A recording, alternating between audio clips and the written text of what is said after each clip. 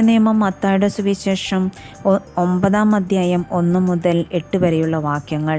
യേശു തോണിയിൽ കയറി കടൽ കടന്ന് സ്വന്തം പട്ടണത്തിലെത്തി.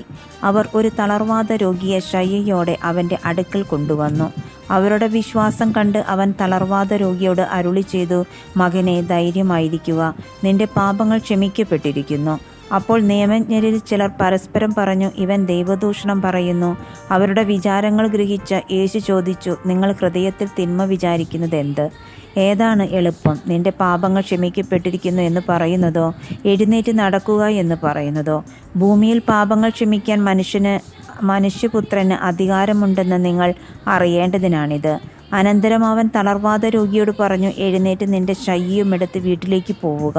അവൻ എഴുന്നേറ്റ് വീട്ടിലേക്ക് പോയി. ഇത് കണ്ട് ജനക്കൂട്ടം ഭയചകിതരായി മനുഷ്യർക്ക് ഇത്തരം അധികാരം നൽകിയ ദൈവത്തെ മഹത്വപ്പെടുത്തി. നമ്മുടെ കർത്താവായ മിശിഹാ